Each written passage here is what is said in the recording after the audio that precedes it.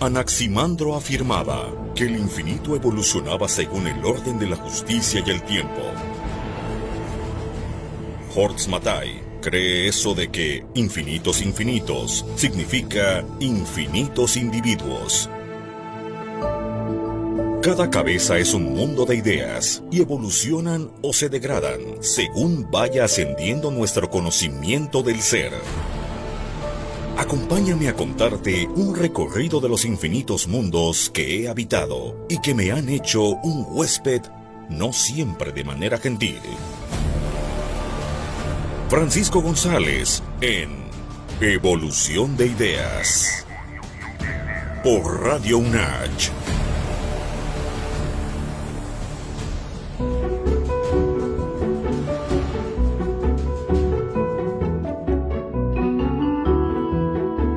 Para aquel que mira el mundo de manera reductiva, el mundo le mira de manera reductiva.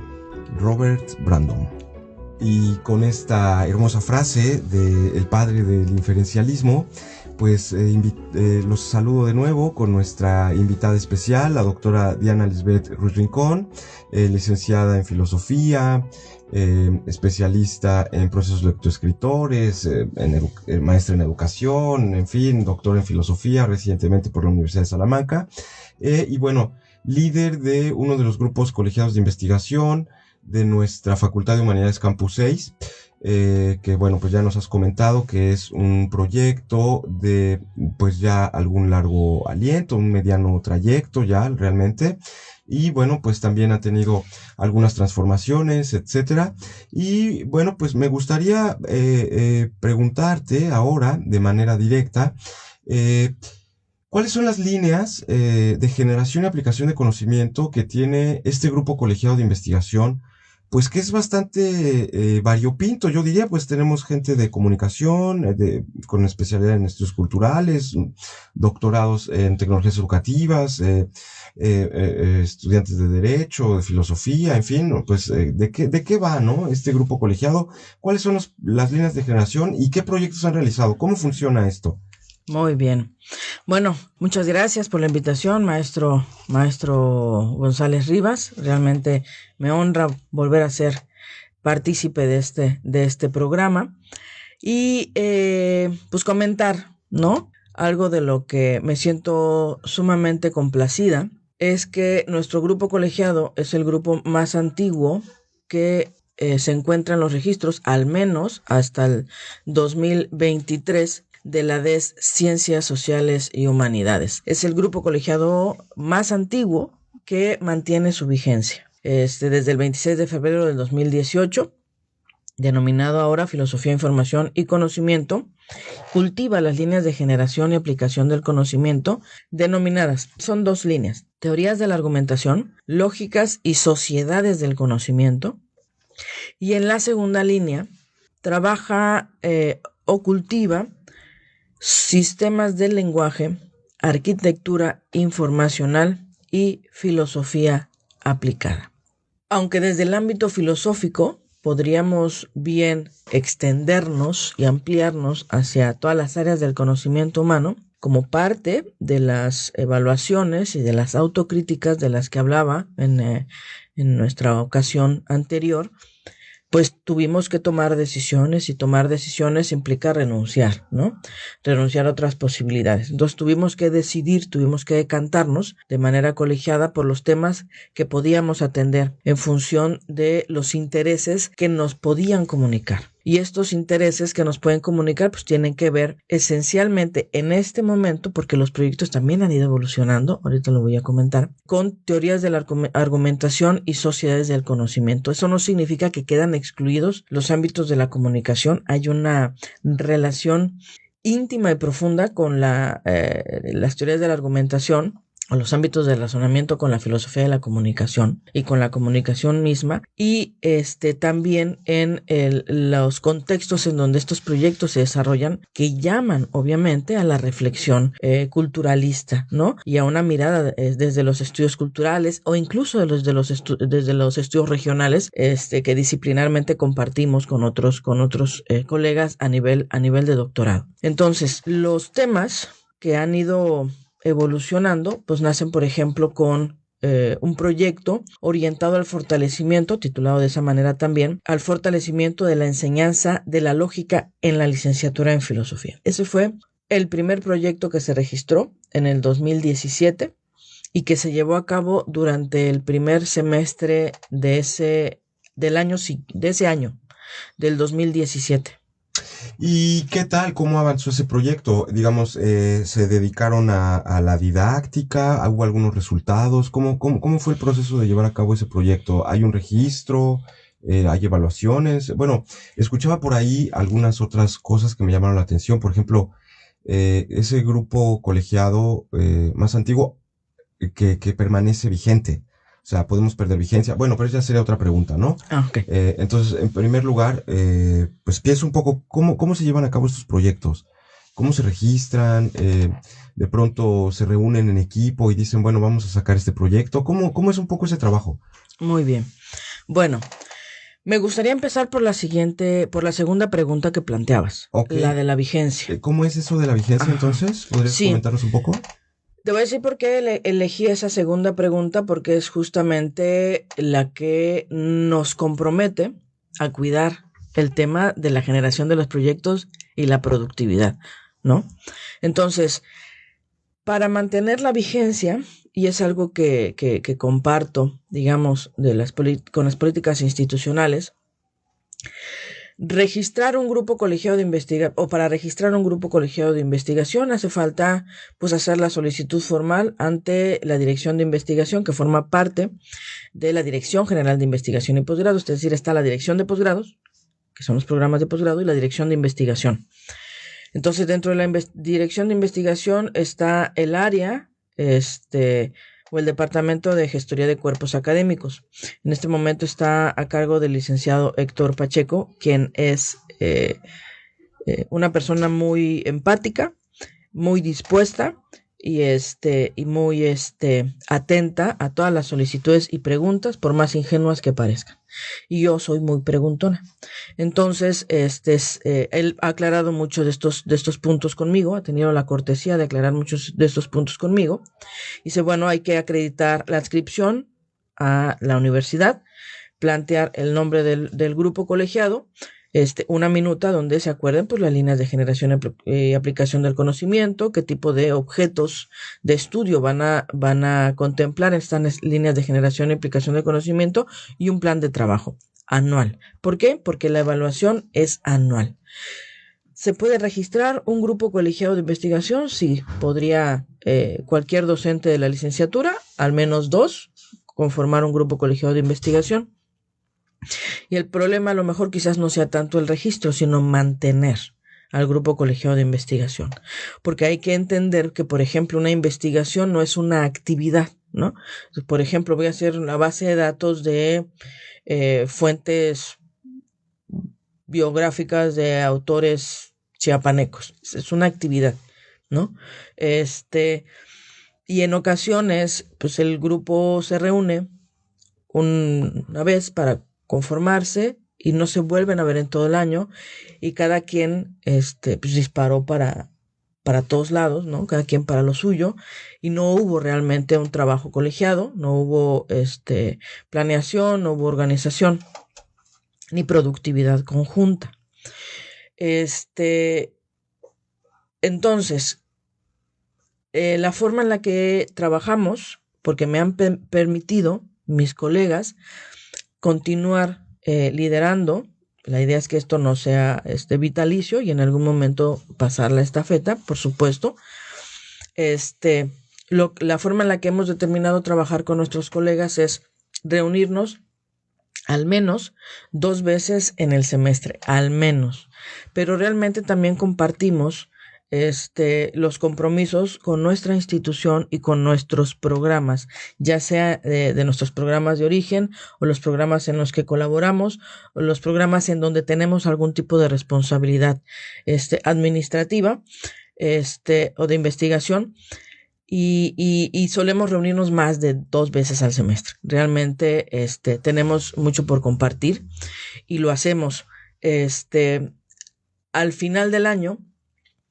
porque la Dirección General de Investigación y Posgrado, a través de las coordinaciones de investigación y posgrado de las escuelas, facultades y supongo también institutos de investigación, lanzan una convocatoria para registrar proyectos. Que es justo el periodo en el que nos encontramos ahora, que digamos, ¿no? Exactamente. Ahorita nos encontramos en el periodo de registro de proyectos que concluirá en mayo, y el otro periodo empieza en agosto y concluye en octubre. Los formatos están en la página de la institución, de la Dirección General de Investigación y Posgrado, y se bajan los formatos y se requisitan tal como lo solicitan, ¿no? Hay que hacer toda una planeación, de preferencia anual, no tiene caso hacerlos semestralmente como yo los empecé a hacer al principio. Obviamente no me los habían explicado tan bien y era muy agotador registrar 2 proyectos al año. Era más que suficiente registrar uno. Entonces se plantea ante el grupo colegiado qué es lo que se pretende hacer, y como líder no puedes solamente hacer lo que a ti te gusta o lo que a ti te interesa sin tomar en cuenta de qué manera los trabajos y la producción o productividad comprometida puede beneficiar a los colegas, porque también se trata del despliegue, despunte y desarrollo de los perfiles de investigación de los colegas, es decir, que todos crezcamos al unísono. En ese sentido, creo que los grupos colegiados de investigación, que se pueden organizar desde 2 docentes de asignatura, pues son una buena manera de acompañarse en trayectorias académicas que a veces suelen ser solitarias, lo comentaba la vez pasada, ¿no? Y bueno, fortalece también el programa. Lo pienso por el tipo de proyectos que se han realizado. La gran mayoría tienen o buscan tener no solo una incidencia social, sino particularmente en la propia universidad. Creo que el grupo colegiado también ha sido parte de pues algunas publicaciones en nuestro sello editorial de la universidad. Lo comentabas la vez pasada, también la revista Miscelánea, que ya pues está en su número 19, ya tiene pues sus años, etcétera. Ahora está en proceso de crecimiento y bueno, pues eso también beneficia a la universidad, ha beneficiado a varios estudiantes que pueden publicar ahí pues con algunos criterios editoriales, en fin, o sea, cosas que se piden para un trabajo académico. Y bueno, pues no sé, hay algunos otros manuales de lógica. Recuerdo que alguna vez en un proyecto colaboramos un poco ahí, en fin, ¿no? O sea, ¿por qué ese afán como tan pedagógico de esa búsqueda de incidencia social? A veces los proyectos pues se suelen quedar ahí archivados, ¿no? Y ya, no pasa mucho con ellos, pero aquí parece que el grupo colegiado trabaja como en un sentido más de incidencia en el propio programa o en otros programas o en otros sectores sociales. Perfecto. Pues muy bien. Esa observación, ese comentario, esa pregunta te la puedo responder a través, por ejemplo, de los productos comprometidos. El primer proyecto tuvo como producto comprometido la publicación de un handbook o un manual que se llama justamente así, Breve Manual de Lógica Matemática. Se publicó en el 2017. Ese material fue prologado por la doctora Atocha Alicia Dayera, investigadora del Instituto de Investigaciones Filosóficas de la UNAM. Porque, pues qué emoción realmente, gracias. Porque es una excelente filósofa, lógica, matemática, en fin, qué emoción, la verdad. Gracias.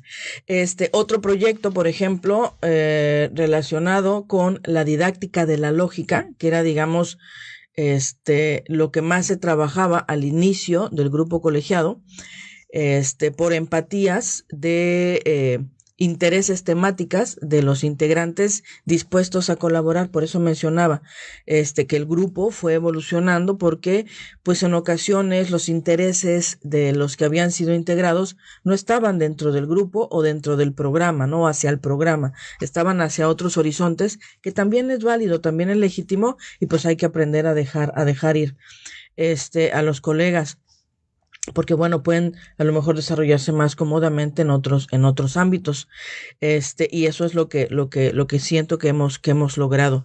Esta publicación de silogística y cuadro de oposición aristotélica fue una herramienta justamente complementaria para la didáctica de la lógica, y esto nos dice junto con otro material que se denomina Iniciación Práctica a la Lógica de Primer Orden del 2022, todos estos bajo el sello de nuestra editorial UNACH, que fueron materiales generados para ser implementados en el contexto local. Por las necesidades del perfil de formación, el filósofo necesita saber de lógica porque necesita comprometerse con la clarificación de los conceptos, con la organización de sus argumentos, digamos en un aspecto muy abstracto, pero no centrado en la dimensión formal, entendiendo la situación de la que provienen los egresados del nivel medio superior que ingresan a nuestro programa. Es decir, una vez habiendo comprendido la situación de nuestro contexto, que ese fue el resultado de mi tesis de maestría, un diagnóstico de la enseñanza de las asignaturas de ética y valores 1 y 2, porque no habían asignaturas orientadas a la lógica o al desarrollo del pensamiento crítico, okay, u otras similares en el nivel medio superior. Pues obviamente nuestros estudiantes arribaban a la formación filosófica sin tener estas herramientas básicas. Que ojo, la enseñanza de la lógica no se limita a esta como una herramienta, es muchísimo más amplia, pero es una forma de darle al futuro profesional de la filosofía lo mínimo básico e indispensable para que pueda organizar sus ideas y presentarlas de forma más clara, más concisa, más coherente, siguiendo ciertos principios, ¿no? Ya quien quiere profundizar y quien quiere ahondar más, bueno, pues ya se hará de manera paralela como el resultado de algún proyecto de investigación en el que ellos participen o al que se les invite, siempre y cuando tengan ellos el interés, ¿no? No necesariamente que se les imponga, sino que ellos tengan el interés. Sin embargo, no podemos o no podíamos quedarnos en esa condición tan local. ¿Por qué? Porque si bien era un llamamiento por la experiencia de los docentes que compartíamos con los estudiantes, las características de la malla curricular de la licenciatura en filosofía, que solamente ostenta una asignatura de contenido de lógica en el primer semestre. Entonces no hay una maduración para poder abstraer formalmente ciertas formas argumentales, principios, reglas, etcétera, etcétera, procesos deductivos, cosa distinta que sería si esa asignatura, por ejemplo, fuese posterior a temas relacionados con teorías de la argumentación. Perfecto. Y ya después abstraerlo en el tercer, cuarto semestre, pero bueno, eso ya posteriormente se verá con los trabajos del rediseño curricular. Los proyectos entonces fueron empezando a tomar a virar, ¿no? Hacia conocer, por ejemplo, en el 2020 hablamos de un proyecto en relación a la filosofía en el contexto local, es decir, hacer una especie de recuento de qué se está trabajando la filosofía, digamos, en el contexto local, pero no de Chiapas, sino local temporalmente hablando, ¿no? De este proyecto salió la primera temporada de Voces para la Filosofía, que generó un producto que se titula de la misma manera Voces para la Filosofía, diálogos de la Academia Filosófica Contemporánea, donde ahí participan varios filósofos. Que fue o sea, bueno, hay dos cosas que me gustaría decir. En primer lugar, parece que el grupo colegiado ha venido acompañando el programa de una manera muy orgánica, ¿no? Frente a esta pues carencia de esta formación un poco más lógica, que pues digamos es fundamental, no solo en el área de filosofía, lo hemos visto, en otras disciplinas también es muy importante. Viene a acompañar estos trabajos, digamos, ¿no? De fortalecimiento, ¿no? En fin, de esta disciplina en la formación de los estudiantes y las estudiantes, pero luego evoluciona hacia otra clase de necesidades y bueno, aquí es donde pienso que te nos adelantaste a muchos, porque fuiste en la Facultad de Humanidades de las primeras que llevó a cabo estas conferencias virtuales, que ahora ya pues todo el mundo hace, ¿no? Tenemos un montón, ya tenemos hasta los MOOCs de la UNACH, etcétera, pero tú, pues te nos adelantaste un poco, unos varios años, trayendo estos diálogos con filósofos de varios lados del país, ¿verdad? Eso, y del mundo. Y del mundo, recuerdo bien algunos temas y bueno, está la publicación. Así es. Adelante, Doc. No, está bien. No, yo agradezco mucho. Fue un momento, fue un trabajo un tanto complejo. Claro, ya estaba pues, la plataforma de videos, en internet. Hubo el apoyo, tengo que decirlo, de nuestros estudiantes, de algunos prestadores de servicio social de filosofía que le sabían a los botones y al poder, transmitir en vivo y en fin, ¿no? Y en efecto fue la primera temporada en la que, digamos, nos permitió probar la virtualidad en los procesos formativos, al menos en el ámbito de la filosofía.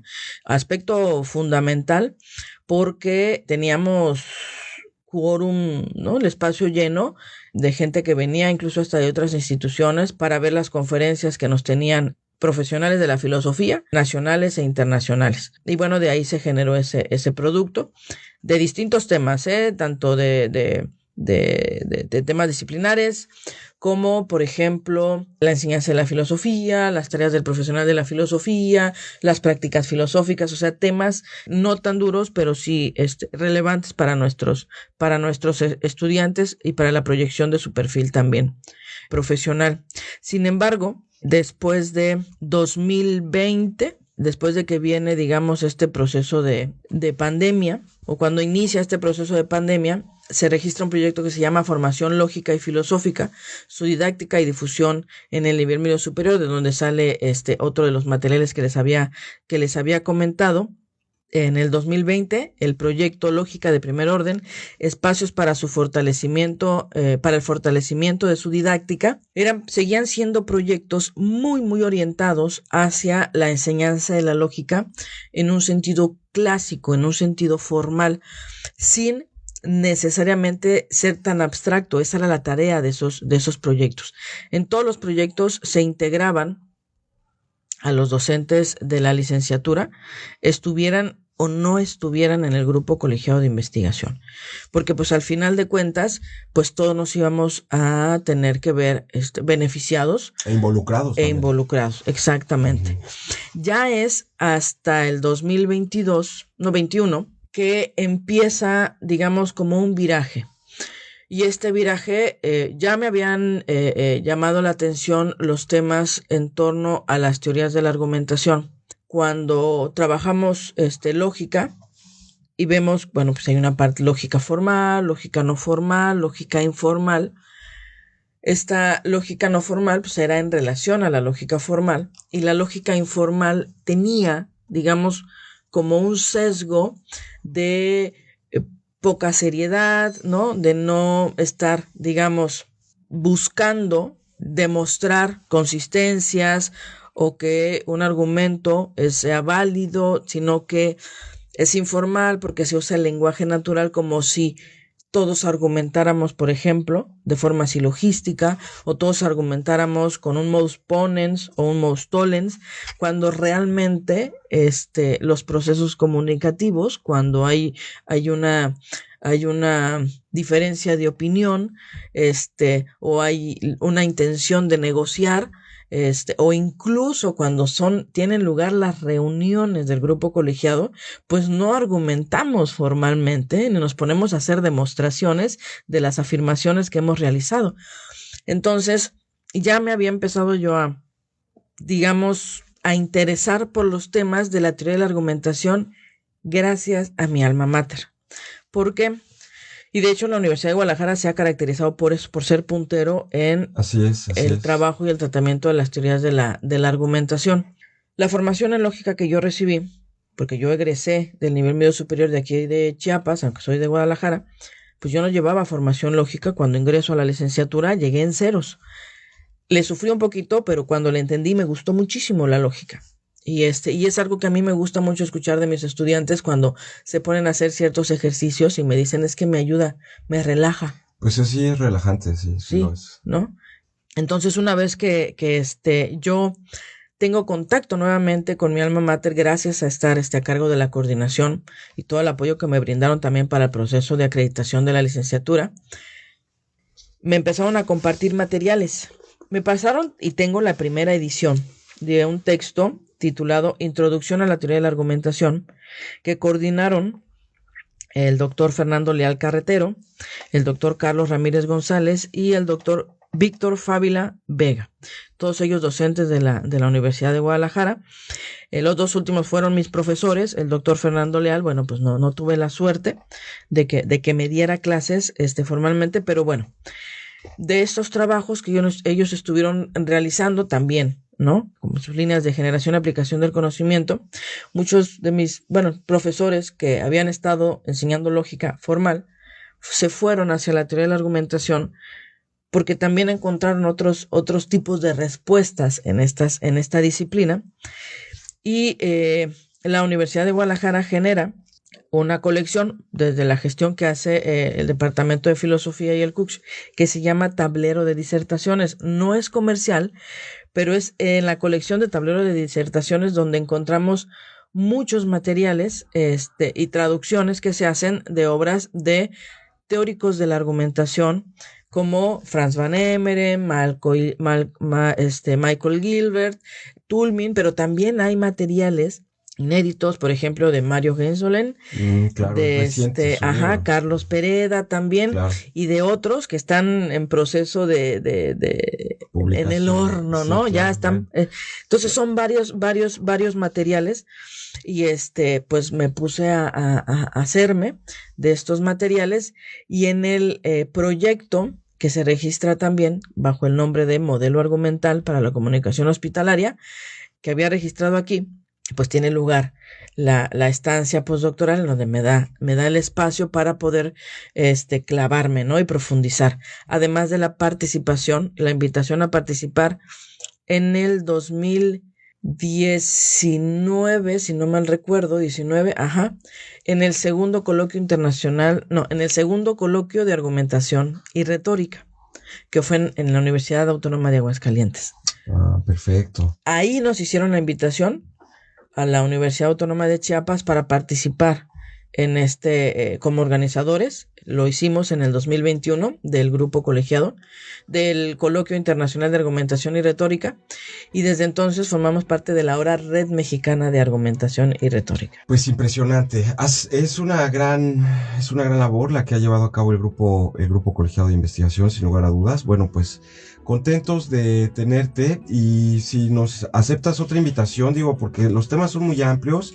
Ahora solo hemos visto, digamos, por fuera, pero ¿qué te parecería si nos das alguna especie de explicación sobre esta teoría de la argumentación?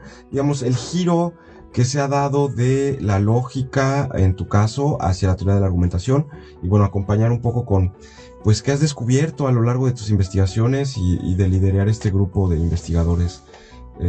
No sé si estarías dispuesta. Claro que sí, con mucho gusto. Gracias. Bueno, pues eso es todo por el día de hoy. Les agradezco mucho por escuchar Evolución de Ideas en Radio UNACH, frecuencia universitaria. Recuerden que estamos en la celebración de los 50 años de nuestra universidad, y muchas gracias.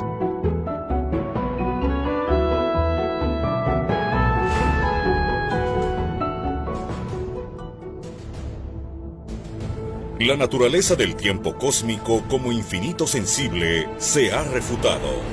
Las convenciones sociales siguen regulando la naturaleza de una evolución que tratamos de comprender de las mentes más lúcidas y geniales de la historia. Radio UNACH presentó Evolución de Ideas. Escúchanos en la siguiente emisión.